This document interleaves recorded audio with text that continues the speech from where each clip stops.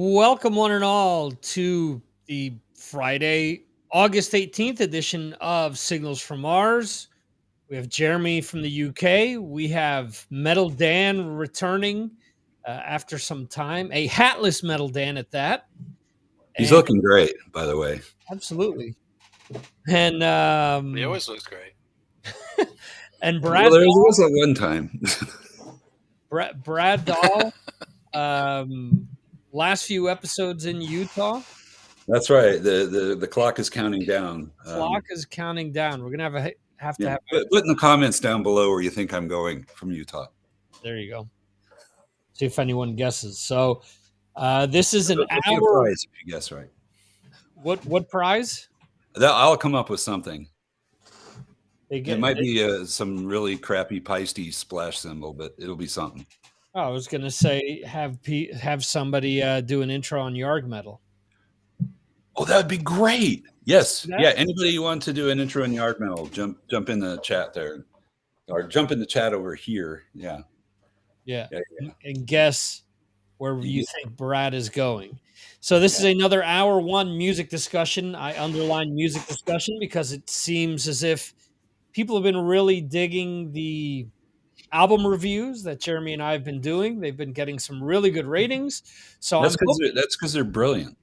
Well, isn't anything that you three appear on brilliant?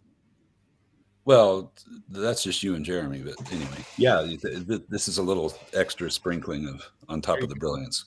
There you go. So these hour one shows are music discussions with my patrons where we come up with different items to discuss. Luckily, the last few weeks, as my brain has been trying to plow through thousands of emails that have been floating around Outlook since the end of June, which I've finally gotten through today. Jeremy's been good enough to come up with a bunch of really cool topics. So, and I'm not saying that in the sense that if you guys don't like any of these topics, blame Jeremy. I'm just saying thank you to Jeremy for coming up with these great topics as I am brain farting. So there we go. So the first topic here, we've seen the Cult has made a press release where they're using their original name. Well, is it their original name? Weren't they originally Southern Death Cult? Then it became Death Cult. Then it just became The Cult. And there were some trademark issues somewhere along the way. So I don't know which one of those was trademarked or not. But they're planning to go out and just play their early incarnation music. Is it a good idea? And what bands would you like to see doing this? Can you define early incarnation? What are we talking about? Well, since Death Cult is basically the music that supposedly came out in their first three albums. So the biggest one out of those three is Love. Of course. Because Dream World, is it called Dream World? I'm screwing this up. Come on, Victor, you're the cultologist here. I don't know. I think Jeremy may have me beat on the Cult, although they're one of my favorite bands. I'm not as familiar with those first few albums. I mean, After Love, yes. Pre-Love, no. Although I've owned them at one time or another. So hold on. So they're saying Dreamtime is their first official album. I thought there was something before Dreamtime. They released some EPs, I think. A couple of EPs before that. Okay, so there's an EP called Death Cult. Is that the one with Blues Sarsano on it? No, it's before he was on. Okay. With the band. So this was just Trivia Tuesdays, okay? Well, that may be coming back soon. We'll see. We'll see what we can work out with that. That would be awesome. But so Death Cult released July 29th of 1983.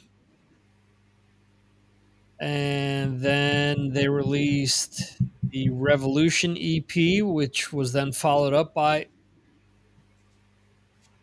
Am I screwing this up?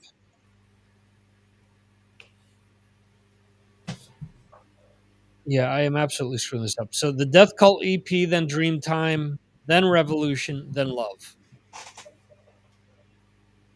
So that's how it all shakes out. So anyway,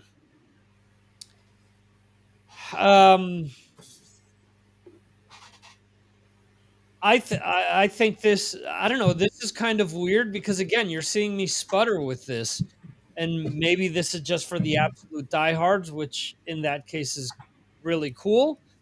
But at the same time, Love is like the jump off point for most people, I think. That was the And first time I heard of them. yeah, and Jeremy, obviously you proposed this.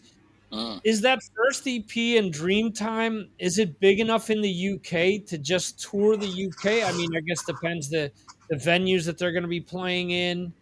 If they're playing small places and charging a lot, then okay, then it makes a lot of sense.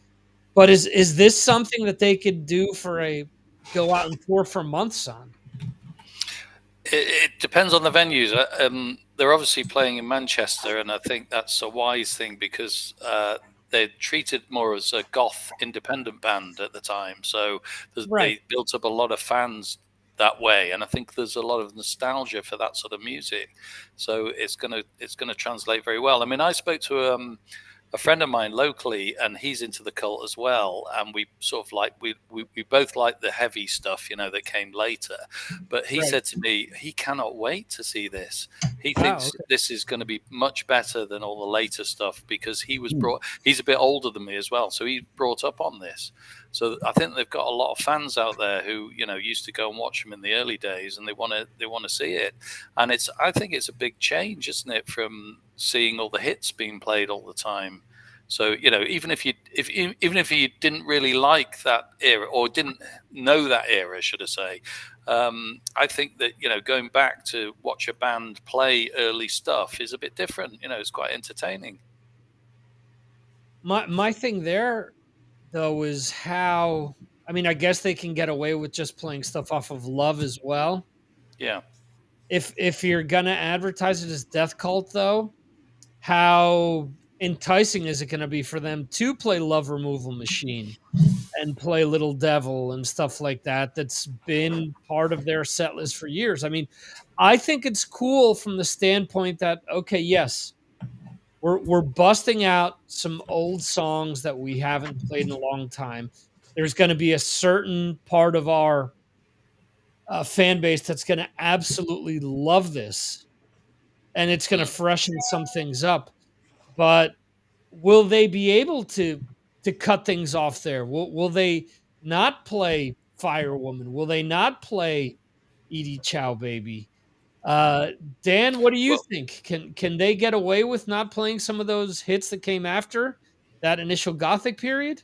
You're going to come back to Jeremy once I'm done here. I think you got to advertise it, and this is the first time I'm hearing it, and I'm putting it through my mind and taking notes. But I think you have to, as a club owner, whoever's putting the show on, you have to put it as the Cult, and then you have to probably say, as the Cult playing live as Death Cult or whatever they're going to call themselves.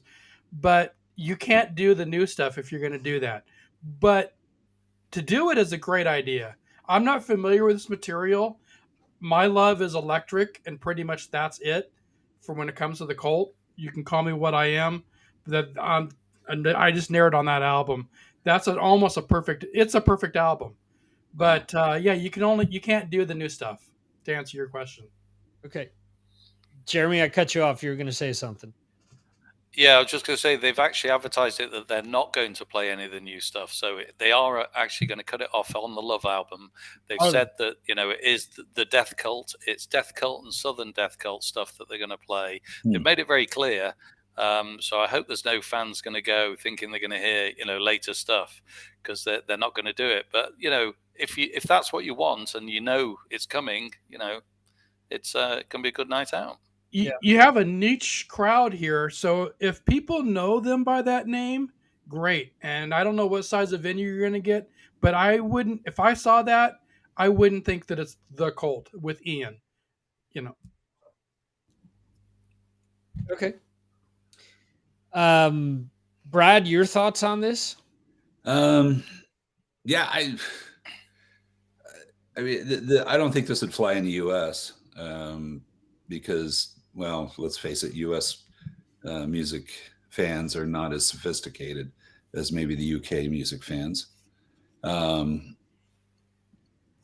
I don't see a promoter going, yeah, I'm willing to throw out the money and get the venue and spend all the money on the band, because here bands are guaranteed money, and then they find out that either only 200 people show up in a 1,000-seat place, or the people show up and they're really pissed off because this is not what they were expecting. Again, as you like to call them, Victor, lazy listeners. There's going to be plenty of people that show up and not know this is happening. We've seen it with Maiden when they do their, we're going to play is the new album, and maybe a few other songs sprinkled in there, and people just lose their minds over that, and they're lazy listeners and they're not prepared for it. So, my workmate did the exact same thing. He was pissed off that the Maiden show that we both went to, he was pissed that it was new material, and I was like, "What do you mean? It was a great show." Yeah, exactly. Yeah, unfortunately, and it's pegged a lot on the U.S. fans, but there's plenty of fans here in Europe that if you don't play the hits, they get pissed off as well. Yeah. The problem is that they get drowned out by the rest of the people usually. But at the same time, to answer your part 2 of your question of who else would you like to see do that, so if I saw Kix, who's retiring and I'm sad about, if they said we're going to do stuff off of the first 2 albums, I'm fucking there. And I'm like, hell yeah. So, I don't need to hear, the hits later on, so it could go either way. And I wrote down more bands that I think they should do it, if that's what you want to ask. Yeah, go ahead. Rattle them off. I'm just in the 2 minutes that I got to do. I would say not Metallica, because they already do it. So kudos to them.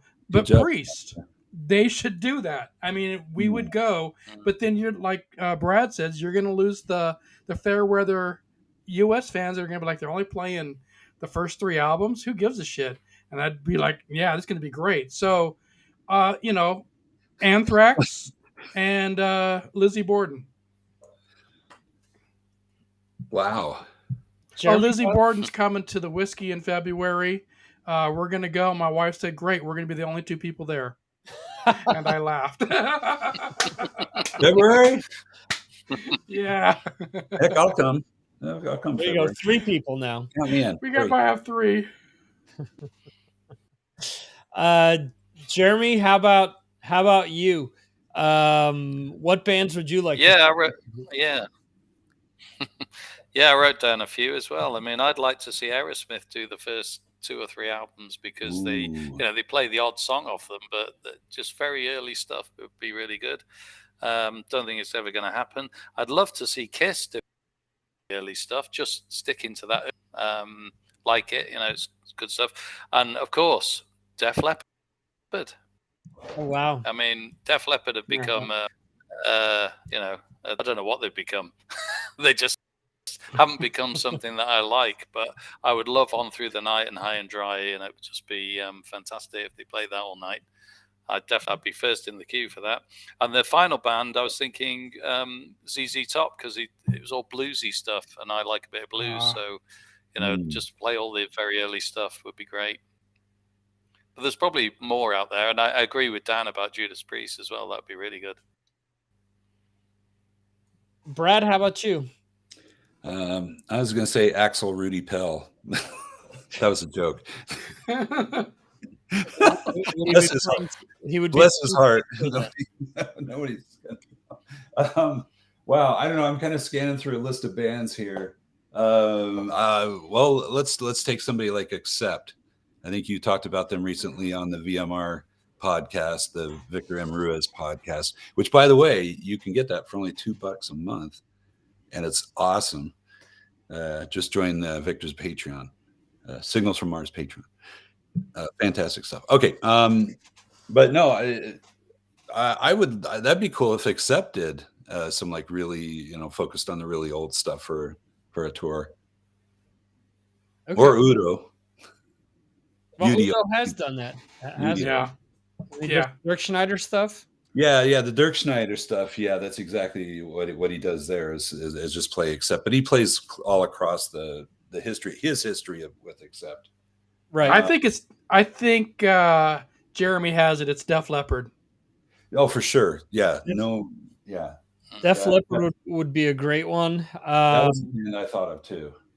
All right. So here's one that I would say, but I don't know that the band, specifically the singer, would be able to pull it off.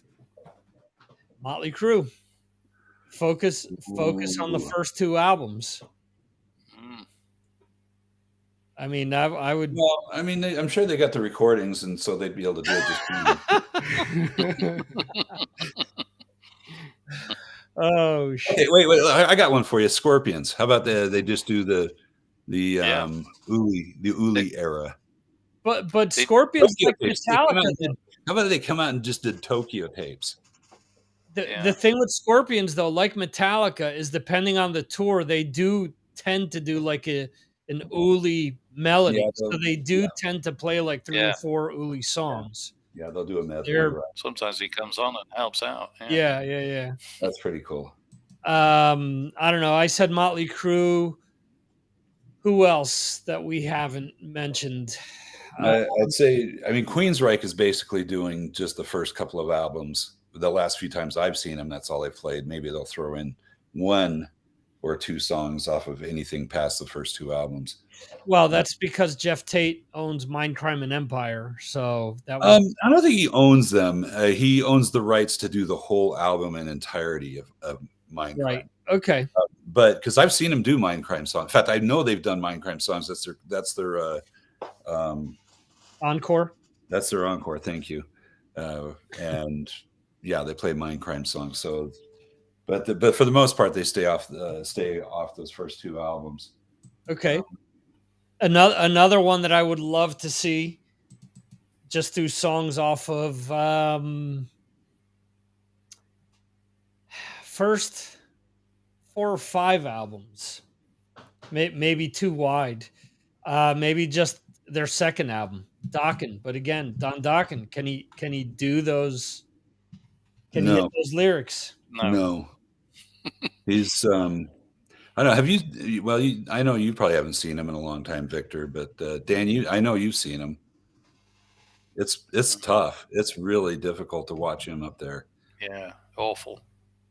Ooh, yeah, it's heartbreaking for you. I mean, he really. Although I got to say this, every time I've seen him recently, he's happier than I've ever seen him. I mean, back in the day, he seemed always pissed off when they were doing a show when he could sing, and now he just seems kind of just chill and smiling and it's kind of a warm thing that way. But when he starts singing, you just feel like, guy, it's like looking at your dog when it's at its last days. And you're like, should we how long should we let this go?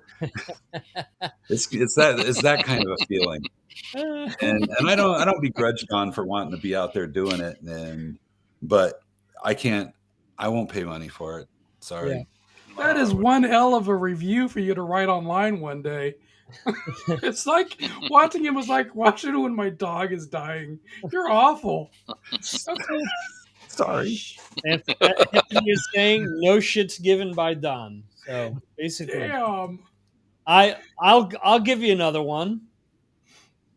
But first, the main component of this band would have to resurface. What about the first Blue Murder album?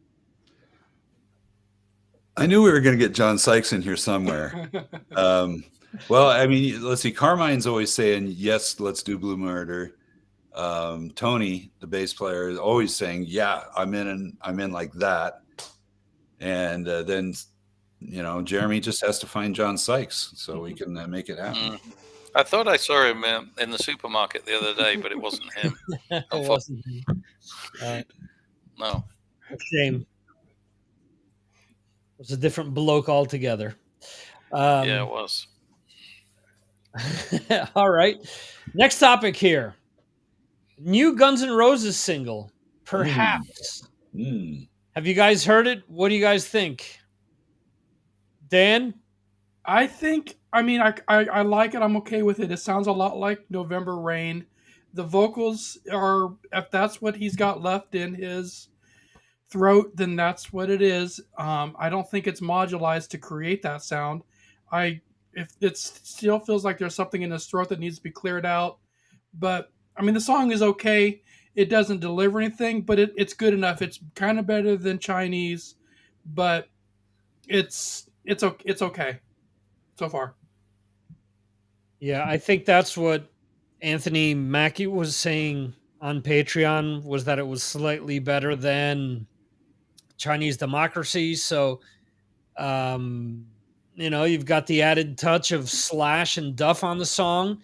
And it's funny because we've now heard 2 new songs, quote unquote, new songs by them. I'm not a big enough Guns N' Roses song to know if these are any of the leaked songs from Chinese Democracy or not, but I still think that Axel is running the show. Okay, so not Anthony Mackie. Yeah, it doesn't seem like anybody else really had much input in writing the song. It feels like a total Axl song. Yeah. The bass does sound tight. I don't know who's playing on it, but the bass sounds really good. The way they turned it up. I just want to fix his vocals a little bit, and I don't know if I can do that.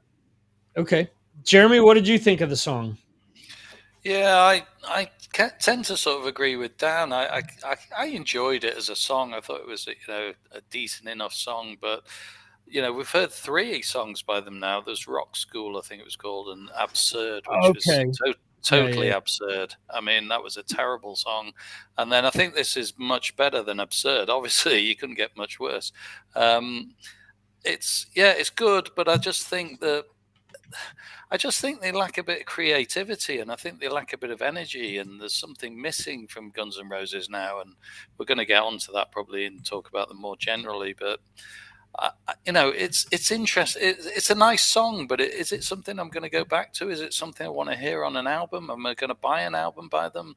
No, I'm probably not, and I'm thinking that all these are left over from Chinese Democracy. I think probably this song is as well, really.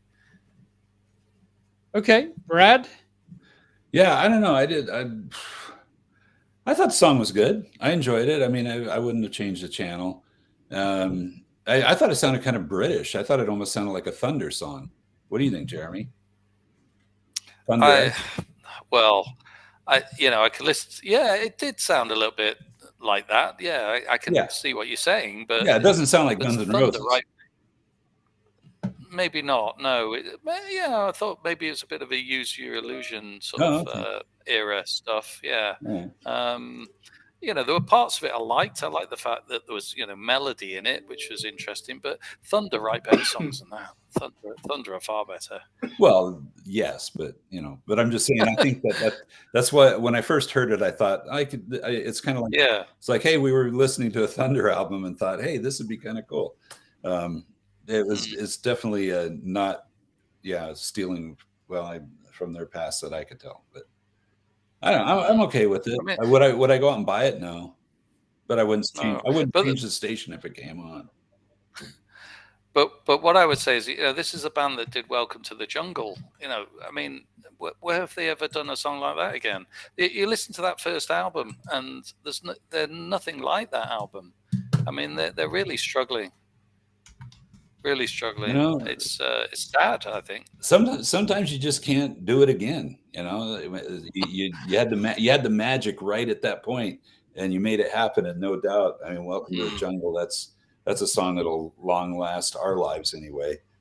And I don't, as a musician, I don't know how you can sit in a room saying, "Lads, we got to do this again. We got to somehow come up with another Welcome to the Jungle," because I think anytime you write like that, it doesn't come out well, right? And so you kind of got to just keep writing what's in your heart. As a musician, that's the way I would look at it, and hopefully something that you do resonates with people. Before going to see this Guns N' Roses tribute band cover band the other day, I listened to my Guns N' Roses playlist, and I thought, wow, I haven't listened to a lot of this in a long time, but this stuff's pretty good. And even the Use Your Illusion stuff, and there's some stuff off of Chinese Democracy that I like, and some of the other singles here and there. But I just kept thinking about how people were, how people were thinking about, how Slash and Duff are instantly gonna inject something into this band. It's been the Axel project for such a long time that Yeah, this song sounds nothing like a Slash's solo stuff. right. And that's the other thing that kind of came to mind is that Duff just released a solo album. Slash released a solo album last year. Mhm. Do they not care about having input in Guns N' Roses because of that? Is that part of their contract that, okay, you guys will be featured players, but Axel dictates what we do and you guys are employees, so you guys will be recording Axel's music? The the questions that Eddie Trunk will never ask are those you just said. Well, that's I think a really important thing when it comes to this band. What ultimately is going on there? What because again, it's hard to relive. It's hard to go back and be that hungry band that wrote Appetite for Destruction, because they became, according to them, the biggest band in the world. If all of a sudden you've got all of this money, you've got every woman throwing themselves at you, all types of excesses being thrown at you, the cars that you want, so on and so forth. How hungry are you? So as much as Axel has kind of slagged them for, Use Your Illusion was too bloated and it was this and it was that, doesn't sound like this song is that far from Use Your Illusion. It could almost be like Estranged Part 2, especially with the keyboard part. Yep. So I don't know. The second part to this question is Guns N' Roses still relevant? To me, they're still selling a shitload of tickets based on nostalgia. So I think to a lot of people, they're still relevant. I don't know that their new music is relevant, but them as a unit, as a touring band, yeah, I think they're playing stadiums. They're playing stadiums, yeah. So headlining stadiums. Who can do that? Yeah, there's very few bands that are doing that. And look at, we've talked about, the stadium tour. Oh, well, Motley Crue and Poison are doing it. Right. Motley Crue and Poison, or Motley Crue, Def Leppard and Poison and Joan Jett. So, and Anthony is saying define relevant. That's relevant to a younger generation? No. Relevant to their older fans, again, for nostalgia's sake? Yes. Yeah. But for a band that, is all of a sudden going to sell or have this new song streamed 100 million times, it's not going to happen, unfortunately. I think they're missing the mark too, because they are a band that likes to play new material. So instead of releasing this in dribs and drabs, put out an EP with 4 new songs. Don't do like with the Absurd and the Other Thing. It was 2 new songs plus 2 live songs. It's like, okay, we kind of already heard these songs. So I don't know. Jeremy, what was the catalyst for this question? The second part. Well, just really, it's just a bolt on with them releasing new material and obviously playing live at the moment. Just thinking about, are they a band that we still want to watch? I think Brad sort of answered that really. People are paying for tickets. People are going to see them. I saw them about well, it was before COVID, at Download Festival. They were on for 3 hours, and they were brilliant. I really enjoyed them live. They were excellent. But I think a lot of people are still going to see them because Slash is in the band. If Slash wasn't there, I don't think they'd be as popular. I mean, Slash is still fantastic. He's excellent live. As for new music, I don't want to hear any new music by Guns N' Roses. I'm not bothered at all. I honestly, the stuff they're bringing out, it's very average. It's nothing exciting. We listen to new music from other bands, and it's so much better. So why bother? I'll just play my Appetite for Destruction, several times a week, and that's fine for me. Okay, so let me ask you this: if you were locked in a room, and I think he is right now. Well, yeah.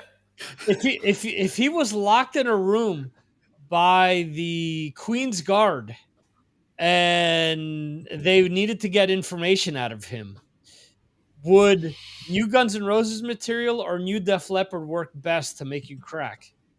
Oh God, do I have to choose between the two? I don't know. I wouldn't want to hear either. I'd rather hear a new disco single by somebody. I mean, I don't care for either of those bands at the moment. Really don't want to hear the stuff by them because the market's flooded with new music and we hear it all the time. Right. And those are two what they call legacy bands to me. And I like their early stuff. I think they're great. They're great live.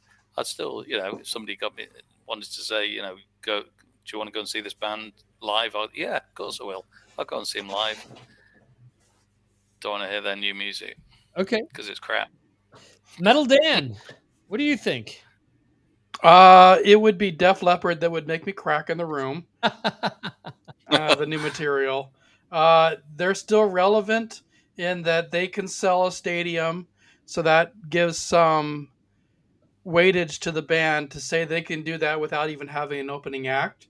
Because I don't even know if they have one. You don't need it. Just like AC/DC doesn't need an opening act at the stupid Indio Festival. But, they're still relevant. They're not Taylor Swift relevant. They can do 7 sold-out shows and whatnot, but they still matter. I still want to hear new material. I don't think they're done. I just wish that I think that they're missing the collaborators of Duff and Slash to add, and I wish Axl would kind of let off some weight and let the guys make some money too off of new material. Okay. All right. Next question here. Are gigs becoming too expensive, or is there still value out there? Yeah. We all know. I think we know the answer. It's too expensive, and it's kept me from trying to even go anymore. But I looked this question. I loved it. I went to 2 live shows recently. I saw Y&T and I saw Overkill, and they were okay. But then, I remember back and I'd seen Airborne at the Troubadour, and it was freaking loudest thing I've ever heard. That show I remember, so the performance mattered. But it was, it was a cheap show. That doesn't really answer your question about expensive.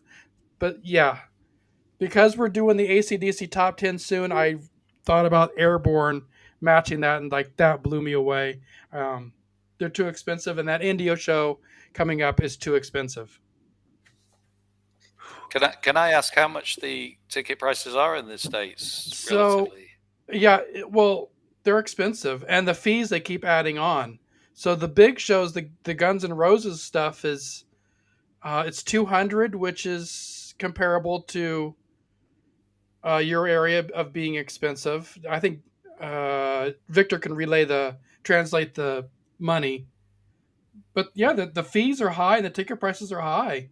The Aerosmith shows they did at Vegas were stupid high, $600, $800 to get in the door to be way in the back. It's out of control. And how much would smaller bands be if it, say, I don't know, band like Sacred Reich toured around there? $30. Airborne was $30. Yeah. Overkill was $30. Yeah. And with all the ridiculous fees of you want to use this ticket on your app, here's a fee. You want to, and then the parking and all that goes into it. Mm. Yeah. Yeah, and the drinks prices inside are terrible. Yeah, I don't bother with that anymore. But yeah, that too. If you need that Yeah. lift, yeah. Yeah, so Or even $200 is roughly 160 pounds. yeah. And for the Aerosmith show, Oh, those I would want to go see Aerosmith one last time, even though it might be some material that I don't want to hear. But it was $800 pretty much to get in the door in Vegas.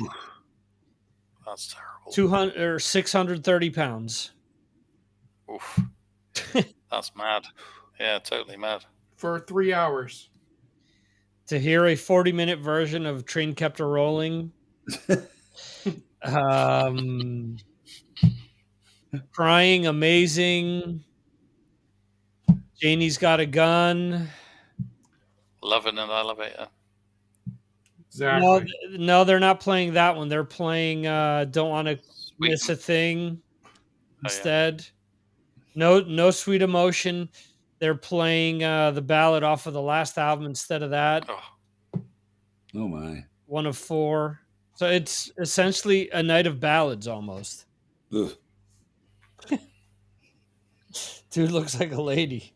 Yeah. They're barely alive anyway, let's face it. It's only because I shaved today. Well, the other thing too is it's not the original band. The Joey Kramer isn't on drums. Yeah. Ooh, yeah. So that's the other thing. They've done well though over the years. They've actually managed to keep the band together for a long time, unlike many bands. Right. So let's see. Part 2 of this question is: and do we accept higher prices if bands are to survive? Now, Anthony has already chimed in and said if your gigs are too expensive, you're going to the wrong gigs. That's the other thing that I think with talking about new music and younger bands, a lot of these bands are opening up for others, and you could probably see them for a lot cheaper. With a lot of these older bands, though, the prices are just way too much. I mean, if it's going to come down to, whether I'm putting food on the table or if I'm going to support another band, well, then, I think it's one of these things where these bands, the promoters and whatnot, never do anything to help the fans out anyway. In the sense that, okay, economy sucks, this is bad, that's bad. Oh yeah, but by the way, we're gonna jack prices up 35 to 40%. They don't care. There's very few bands that care. Overkill was one band that talked about it and said, we're still keeping stuff economical because we know that our fans can't afford to go out and do this and do that. So shit, instead of staying at a 5-star hotel, stay at a 4-star hotel. Instead of flying first class or in a private jet, fly coach. Very few of these bands are doing a Metallica-like show where it's a spectacle, where they're gonna be playing 40 different songs in 2 nights.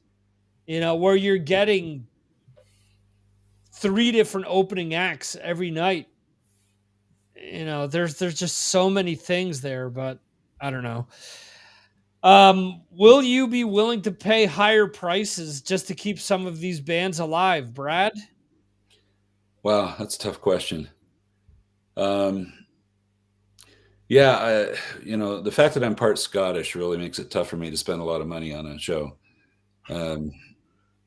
But I mean, we went and saw Ghost a couple of weeks ago, and I know the tickets were less than $100 each. They weren't great seats; they were nice seats, but I mean, it's a big place, outdoor venue. But I think with all the fees and everything, it got up to around $100 a piece, and it's like, I don't know. I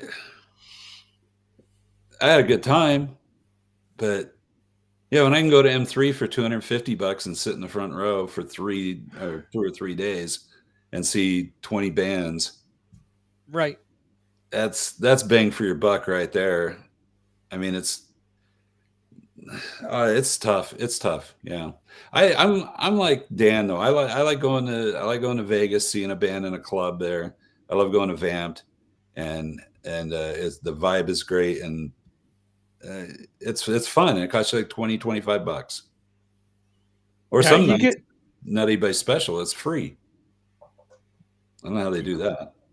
Yeah, you can get more for it just from the experience sometimes. It's something intimate and whatever that's bigger that, if you did go to Aerosmith and paid a lot, you've forgotten about it the next day and said, well, I know saw the show, but it didn't really do anything for me. But to answer your question, am I going to, at my point in life, help to keep their career going? Not anymore. This is going to be on the next generation. Standing in line at the Overkill show, the kid behind me is 23, 25. He said this is his first time seeing Overkill, and I'm wearing a shirt that has 20-year-old tour dates on. I'm thinking, well, shit, how old were you when I was seeing this show? So that's on his generation now to pick it up, I guess. So no, I'm still paying mortgage. I'm still paying car payments. It's not on me anymore to keep these guys alive anymore. Not at the rate they're going. So, and it's not the same as it used to be. These poor kids today don't know how good we had it back in '89 with all these shows coming through. Jeremy, how about you? Well, I wouldn't pay over the odds for the big bands because they're really too expensive now, aren't they? As Dan mentioned. But, some of the smaller bands, I think, 20, 30 quid for a night out is great, and I could probably go and see Michael Schenker. I think he's playing in October for about 32, 35 pounds. I mean, this guy's a, guitar hero, and he's worth paying that money to go and see him. And that'll be a good night. So, I'll do that. But I do appreciate for some of the smaller bands, they are saying they're not making any money out of touring. You have to remember that the costs of everything have gone up. It's not just the fuel fees; it's everything really. I think one band had mentioned this week on, I think it was a Blabbermouth. They'd said that the toll fees alone were costing them a huge amount of money, just trucking across wherever they're going. So and they're making a smaller cut from T-shirts and merchandise because the venue is taking a cut now, and bigger cuts than they used to, and all that sort of stuff. So it's the margins are very small, and some bands are making a loss on touring. So what do we do? Either they put the prices up because they have to make they have to break even or make a profit, small profit, and we have to pay for it in some way. But it has to be at the right level. Go on, Brad. Here's my question about you're talking about them jacking up the prices. I don't think it's the bands that are jacking up the prices. I think it's the stuff all around the band. I think a lot of people are making money off this stuff other than the band. And I guess it depends on who you are, what kind of power you wield. But I think the band is just like, they've got their guarantee going in. You guys are getting paid this, and then we're going to charge the suckers coming in the door this, and we're taking that money. Or some of these places will be like, we're going to take a percentage of your merch you sell in our venue, which I think that's totally wrong. Yeah, I do. I mean, that's terrible. Yeah, the business is ludicrous. It's a mess, man. And unfortunately, most bands don't have the kind of power that like a Guns N' Roses would have to dictate, hey, we're getting this and we're getting this. Most bands are just, happy to be playing. They're just out there. They just want to play music. Yeah, and that's kind of why I saw somebody had asked. Actually, Tracy Guns posted this on his Twitter. Somebody had asked Snoop Dogg about the writer's strike in Hollywood, and he basically said, "Well, not for nothing. As musicians, we should kind of do the same thing when it comes to streaming, when it comes to venue fees, when it comes to all these different things that we're all losing out on." And he basically said, almost identical to all the writers' stuff, the musicians are going through the same thing. They've been going through the same thing. The difference is that the writers have a union, the directors have a union, the actors have a union. So, the people working visual effects have a union. And it's all coming down to, a lot of the stuff is AI related. A lot of the stuff is also streaming related, where you have shows like Suits, for example, which I saw back in the day when it first came out, but it's had a much larger audience on Netflix than it ever did when it first originally aired on USA in the States or in other networks around the world. So the question is, actors that, have now had their shows streamed millions of times, but haven't seen a penny for having, their acting seen in other spots. When this is all said and done, would musicians get together and do something similar? I don't think that's ever going to happen, because we saw it with the advent of CDs, where bands like Cheap Trick and others tried to band together to get money owed to them, because there were still things in place that pertain to vinyl that were no longer relevant for CD. And there were like 5 or 6 bands that signed up for the lawsuit, and none of them were huge bands. Then you had when iTunes became a thing, where a few bands said, "Hey, why are you guys keeping this percentage of the sale when there's nothing that pertains to damaged goods when it comes to a digital download? If the file is damaged, you just download it again. There's no physical stuff that's actually that's exchanged.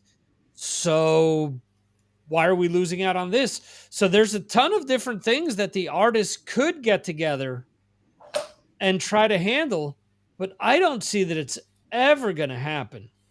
And I think that ultimately, ultimately, there's going to come a point where, unless something changes in the business model, I hate to say it, but with the fear, with what people are seeing on TV, with not only the streaming stuff, but with AI, it's going to take over for music as well. I don't see that, unless something happens in the next few years, that there's a clean cut and dry future with this business model. I think it's going to change a lot, and bands are going to lose even more. Let's see. Anthony is saying that Skindred, he's got tickets for them for $26.90. The Darkness, $42. TMGB, 39 and 32.5 pounds, says. And Paul McNamus, tonight for free. And let's see, Anthony, or not Anthony, sorry, Metal Dan. What are you? So GNR is going to play about 2.5 hours away from me on a Sunday night in October. Mm-hmm. Take that into consideration, and they're going to start at 6 when I got to leave and when I'm going to come back. If I'm going to sit way in the back of the stadium, for the wife and I, it's going to cost about $200. That's way in the back. If I want to get a little bit better, it's going to cost about $600 US for the both of us. Should I go? No. Oh, Brad said no. The coach says no. There's your answer. But if you wanted, if it was yeah, I don't know who it would take for me to spend that kind of money. But I'm a cheap bastard, so. Blue Oyster Cult. I wouldn't even I wouldn't spend that kind of money. I mean, I was tempted to go to that New York when they were doing the first album, the second album, the third album in entirety on 3 nights. I thought, oh, that'd be so cool to go to, and I probably would have spent, I don't know, maybe $500. I figure you got to fly to New York, hotel and everything. Probably would have cost me $1,000. I might have been able to. I might have done that if I could have swung it schedule wise, but. All right. Let me. It wasn't that good. Let me ask you this: $600 for the ticket. and they let you go up on stage and play one song with them. Deal. Yeah, Hot Rails to Hell. Yeah, they let me get up there and sing it, play it and sing it, because I know Joe Bouchard's not going to play with them, so why not? Why not me? Yeah, I'd pay $600 to do that. Although they should actually pay me a little bit. I'm just saying. I tell you what, back in the day, I won a contest through KNAC, which is a radio thing, and Yeah. my wife and I got to do a thing with Great White with Jack Russell back in the day, and we got to go on stage and sing the last song with them. Fucking amazing experience, right? What And I would was have paid that? money What for was the that. song? I think it was Once Bitten, Twice Shy. I think we got to do the chorus. And whether we were actually, our mic was live, I don't care. But it No, was an amazing experience. So yeah. that is awesome. But I wouldn't pay to do that. But I would go up there and sing with them. Yeah, let's go. That's a band that I could have mentioned also, that I would like to see them do their early albums on tour. Now if they had the new kid, they can pull it off and do it. Yeah, they're actually doing stuff off the first album with him, which is cool. It sounds really good. Which is awesome. All right, last point of the night. What makes a great reissue? And it's an interesting time that this comes up, because Motley Crue is, I guess, now repackaging all of those splatter vinyls that they couldn't sell off, and now they're selling them as a Shout at the Devil box set. Green Day is doing a box set for Dookie, and I was surprised. I didn't think it was too badly priced. Not anything that I could go out and afford, but I think it was like $140 for that box set, and it's like a 6 vinyl set with the original album, demo outtakes, 2 complete shows, and something else. The Motley Crue is head scratching because they've released Shout at the Devil already like 5 times. So there are songs missing off of this reissue that were released previously. There are things that are on here that weren't on previous ones. So feels like total crash grab to me. But to you guys, what makes you guys think that what makes it a worthwhile for you to pick up a reissue? What makes a great reissue? So to me, it's got to have improved sound quality. So you got to have a problem with it already, where something was janky to begin with, like a Born Again Black Sabbath, or a low quality Kicks album, or something like that. Or for instance, what's not worthy is like ZZ Top LaGrange, where you just put the drums in and you gave it a heavier shuffle. That was fine and all, but that's not a selling thing. So it has to improve on the sound quality, which Motley Crue did in one of those re-releases. Right. And it sounded better. So it's either that, and then, or you add something that we haven't heard before, a live, something like Maiden had done with an unreleased live recording from somewhere that was unique and had Bruce instead of somebody else. Or there's live material or a song you haven't heard that hasn't already been released before. All that over and over and over again. Right. Gotcha. Okay. Anthony says he would settle for no typos. There have been those on several re-releases. Jeremy, what makes a worthwhile reissue for you? Yeah, I kind of agree with Dan there on a few points. I mean, it has to be a band that you really want, a band you really like, and it has to be, something that's released on, 180 grams vinyl or something, and it has to be better sounding than the original. Something that's, quality sound that you think, wow, I didn't hear it like that the first time. It's, it's good. I like the fact when bands actually release the CDs as well, or give you the CDs free with the vinyl. Because I do play CDs as well, so it's good to have the both in there. I like a signed copy sometimes as well, so if bands could do more signings, that would be great. Remaster it, sign it, CD. You got a lot for your money. And what Dan said then, if they've got some old demos, some old songs that are unreleased, because I've got the Scorpions box set, and there's some old songs on each of those.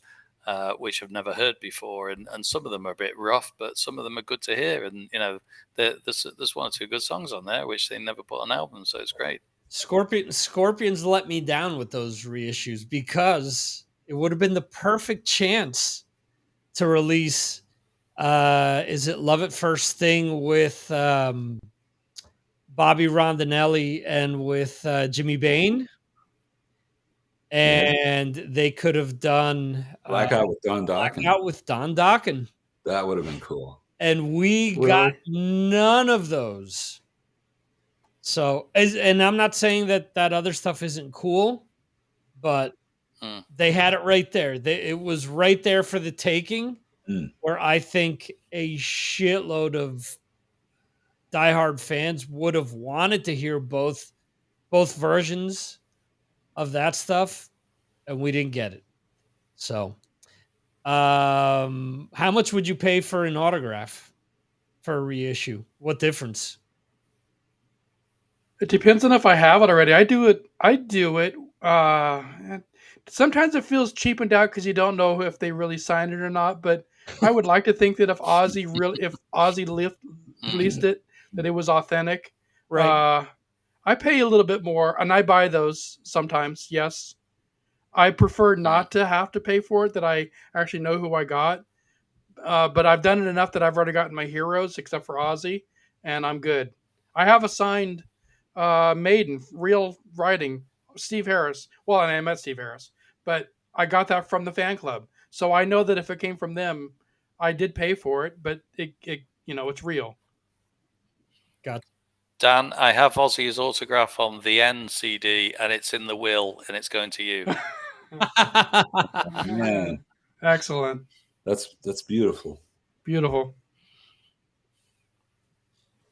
Brad, how about you?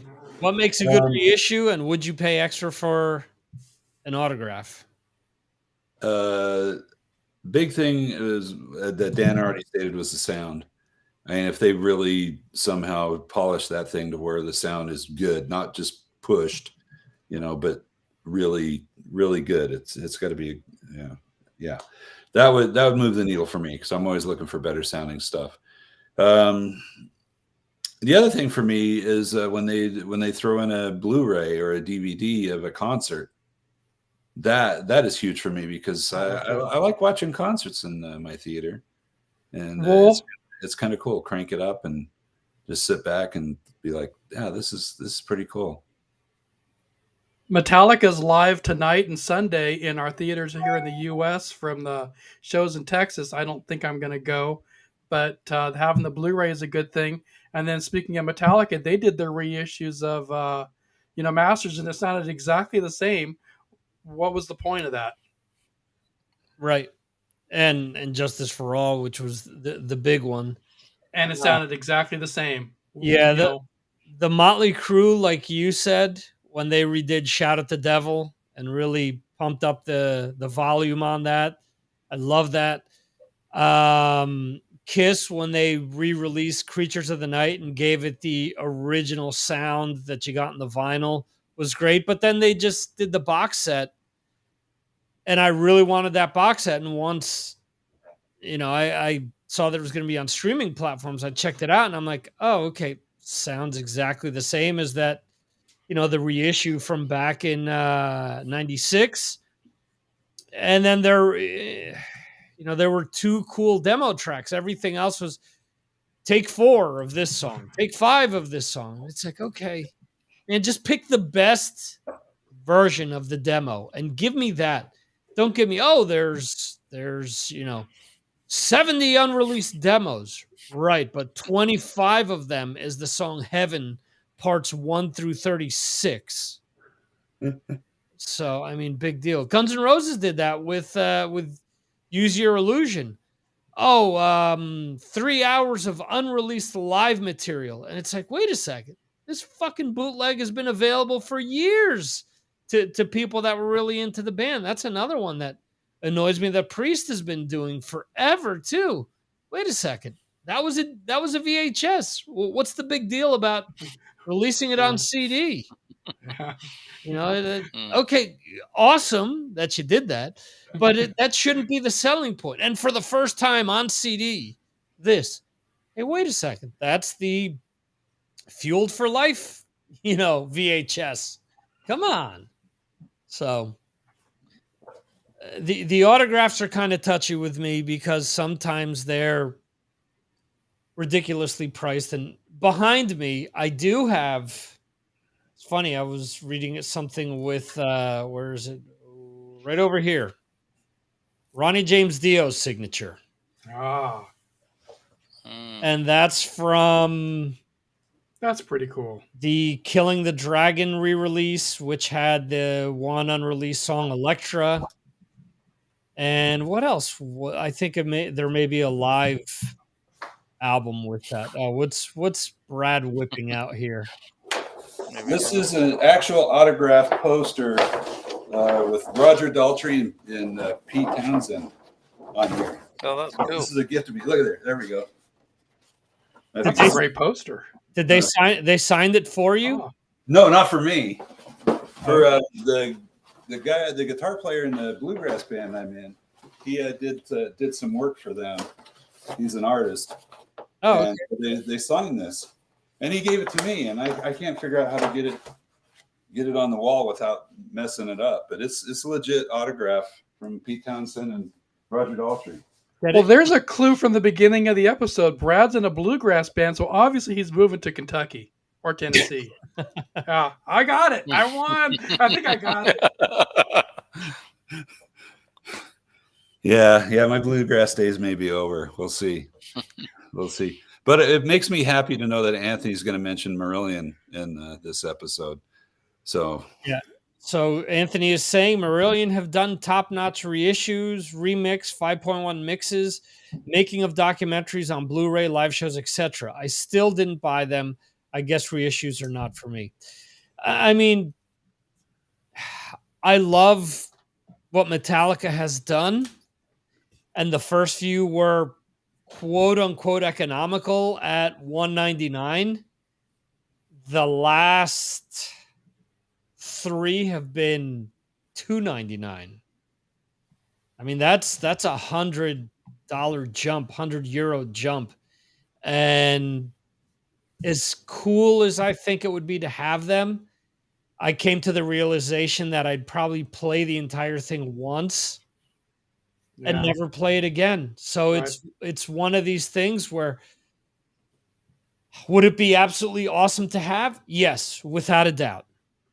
But again, are there other things where I should put my money towards instead of having this box set? Yeah, probably. So I'll probably just go with the, like I did with the Black Album, and like I did with Garage Days, where I just got the limited edition regular vinyl, and that's it. Just because economically, I just didn't make sense to me to do anything else. So sound is a big deal to me, and that's, I mentioned to you guys, I went into a record shop recently with my kids, and they had those Dokken reissues of those first few Elektra albums. They had the Rat albums as well, and I asked the guy, because it was 30 some odd euros for all 5 CDs. I'm like, okay, it's not bad. And I said, what does it sound like? Does it sound like the original albums, or did they redo the sound? He goes, no, it sounds like the original. I'm like, man, Cherry Red reissued these. They improved the quality, and they've released all 10 of these albums in Japan with superior sound as well, which are similar mixes. They've done Skid Row, they've done Pantera, and slowly they've been reissuing all of these discographies with the same old sound. I don't get it. If there's something that sounds better out there, it's more of a selling point than just repackaging this stuff. And I get it if you want the vinyl, but the CDs, they're the same fucking CDs that they messed the sound up on the first time around when they released them on CD. No, there's better sounding stuff out there. So, in any event, I've been throwing up QR codes for merch for Patreon to support this stream as well. Thank you to the people that have scanned them. I see that they've been scanned a bunch of times during the show. Nice. Anyone want to check out any of this merch, just go to signalsfrommars.com. Just go to where it says merch across the top of the homepage, and you will find the merch page where you can pick up any of the cool stuff that I flashed during the episode, the t-shirt, the hoodie, the windbreaker jacket, or the bomber jacket. There is other merch available as well. And again, Patreon for as little as $2 a month. You can be part of our AC/DC discussion on the 25th, which, oh yeah, is next week. And I'm starting to get people's lists already. Uh-oh. So some cool stuff. We shall see. There's Dan teasing everyone. That wasn't an easy list for Dan, I can tell from the messages I was receiving. Jeremy, was it hard for you? Yeah, really hard. Okay. Yeah. You don't suck. You don't suck, but it was hard. It's a hard homework assignment. One of the most difficult ones. And I don't know if it was more difficult, but we'll find out over time. Yeah, the question looms. It's what album is going to be number one? That's going to be a big one. And I think the other big thing is, who gets more albums in the top 10, Bon or Brian? I'm curious. This is going to be a good one. Wow. I hear the Victor kids may join and give Brad all the praise that they want to give, as Brad's their favorite. That's what I heard. That can't be true. That's fake news. I don't know that they'll join, but they're putting lists together. Good deal. Good. So should be interesting. Let's see if their votes help tip things one way or another. Yeah, because I'm curious to hear what the young generation thinks of AC/DC sound. So they don't have to be on voice if they don't want to. But if you just we'll see what they lean towards. I'm curious. All I'll say is this: when we were in the record shop, my oldest son wanted an AC/DC CD, and all they had was Power Up and Rock or Bust. He already has Power Up. He got it for his birthday. So he told me, because he said, if I didn't have this would be what I was going home with. And he asked me, he said, is Rock or Bust good? I'm like, not really. We know that's not going to be in Victor's top 10. No.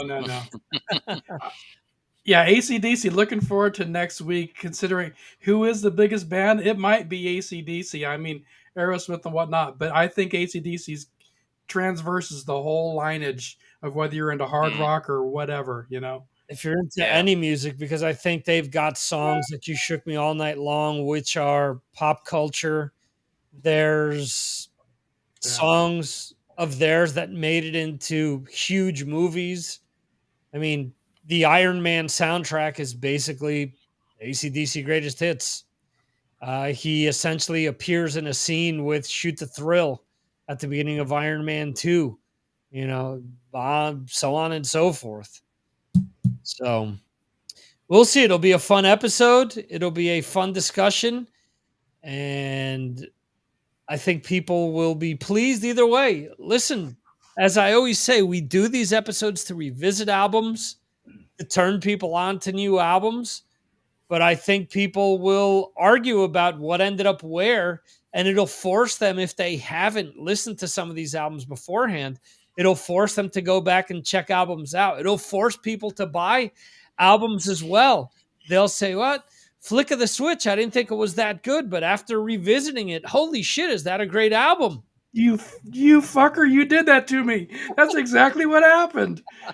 And I'm going to go get some material now. I'm getting a shirt. Yeah. See that? My son ended up getting a Highway to Hell t-shirt. So instead of the CD. Awesome. Could be his wardrobe for his first day in high school. So we'll see. Or secondary school for those of us in Europe. In any event, I want to thank Jeremy for coming up with most of these points. I want to thank Metal Dan for joining us once again. Yeah, getting the sides is tricky. And I want to thank Dr. Poison. The countdown is on. It's me. Yes, Dr. Poison. I'm still a doctor, and I think about poison once in a while. Let's see when you move to Idaho. Let's see if we can start doing the Dr. Poison stories. You just gave it away. All right, guys. Thank you to those watching, listening, whatever it is. Thank you, Anthony, who's been chatting with us all night as well. Yeah, thanks, Anthony. Wish you were here to chat with us in person. There you go. So his list has been submitted easy. So it's submitted easy. There you go. Awesome. Thanks, guys. We will see you next time right here on Signals from. Let me get the damn video ready. Uranus. Signals from Mars. See you, folks.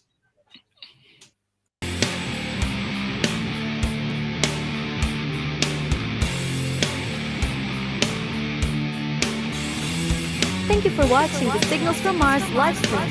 You can watch the show live on YouTube, Facebook, Twitter, and Twitch, or check out replays on YouTube. Go to signalsfrommars.com for more information. This concludes our show.